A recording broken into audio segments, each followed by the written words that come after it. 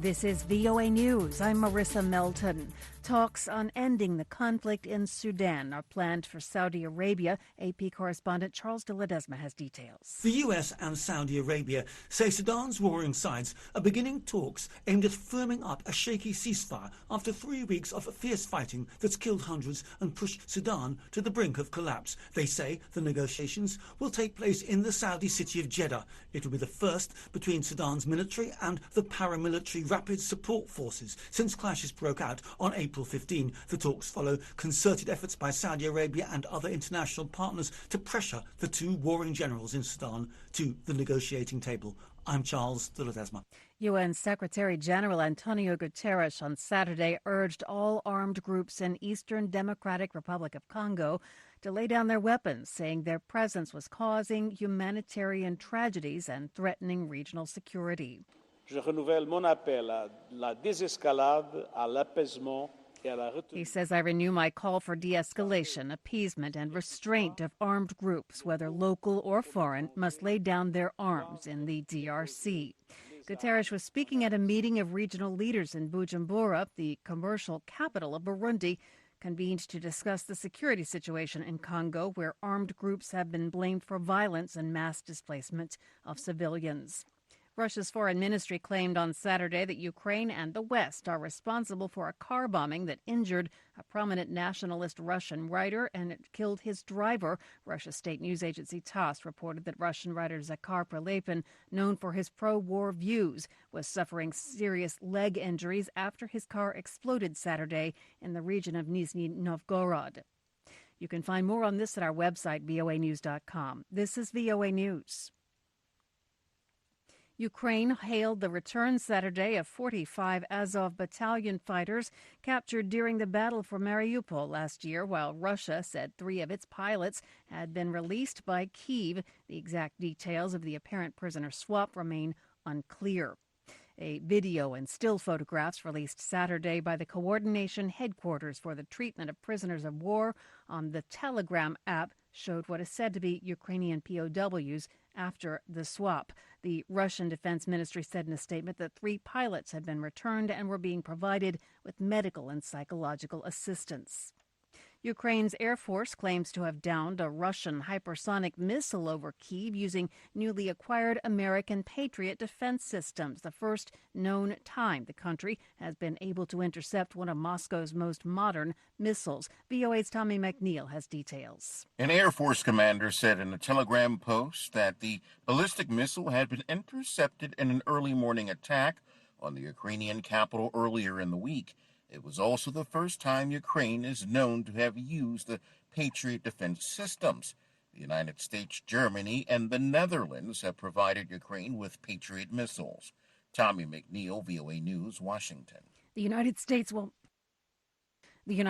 finalize by May 11th a new regulation that will deny asylum to many migrants caught crossing the U.S.-Mexico border illegally. This, according to Homeland Security Secretary Alejandro Mayorkas on Friday. Reuters' Ryan Chang reports. The U.S. will soon finalize a new regulation by May 11th to deny asylum to migrants caught crossing the U.S.-Mexico border illegally. That's according to Homeland Security Secretary Alejandro Mayorkas at a news conference in Brownsville, Texas on Friday.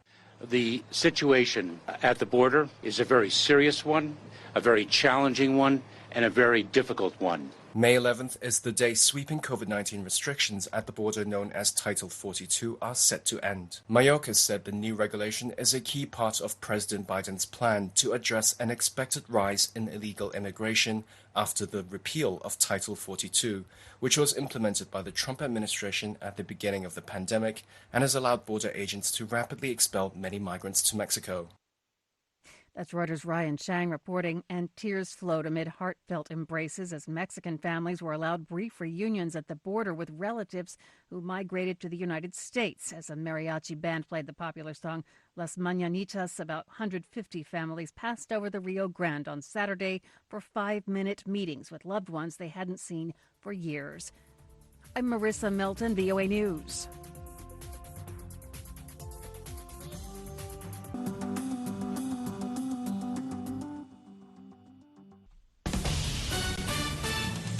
This is VOA News. I'm Joe Ramsey. The UN's top humanitarian official arrived in the Saudi coastal city of Jeddah on Sunday for talks aiming for a ceasefire between Sudan's warring generals, a spokesperson said. Fighting that broke out on April 15th between army and paramilitary forces has killed at least 700 people, most of them civilians, wounded thousands, and driven a mass exodus of Sudanese and foreign nationals. A UN official said Griffiths would meet with representatives of the two generals at the heart of the conflict, Sudan's army chief and his rival who heads the Rapid Support Forces. Syria has been readmitted to the Arab League after more than a decade, consolidating a regional push to normalize ties with President Bashar al-Assad. Reuters correspondent Trevor Carroll reports. The decision said Syria would be able to participate in Arab League meetings immediately, while also calling for a resolution to the crisis resulting from the country's civil war. While some Arab states, including the United Arab Emirates, have pushed for Syria and Assad's rehabilitation, others, including Qatar, have remained opposed without a political solution to the Syrian conflict. The decision would also form a ministerial group to liaise with the Syrian government and seek solutions to the crisis. Reuters correspondent Trevor Carroll. Windsor Castle transformed into a concert venue on Sunday as some of the biggest names in music performed to celebrate the coronation of Britain's King Charles III.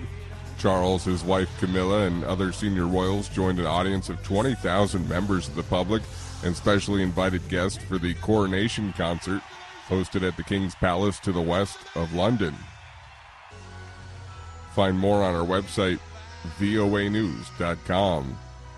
This is VOA News.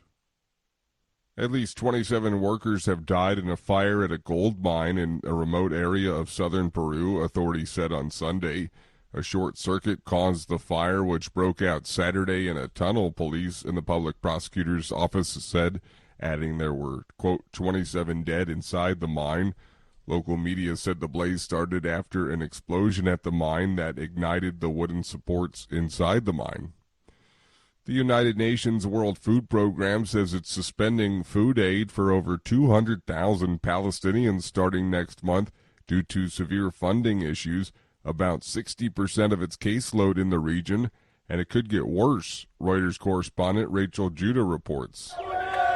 These were Palestinians protesting outside the agency's Gaza City offices on Sunday. Its country chief, Samir Abdel-Jabbar, told Reuters it will continue to provide food aid for 140,000 of those deemed most at risk in the West Bank and Gaza. But if a funding solution doesn't come up soon, it will have to cut all food and money aid to Palestinians by August. Gaza, long under blockade by Israel and Egypt on security concerns, is home to 2.3 million people. About 45% are unemployed, and 80%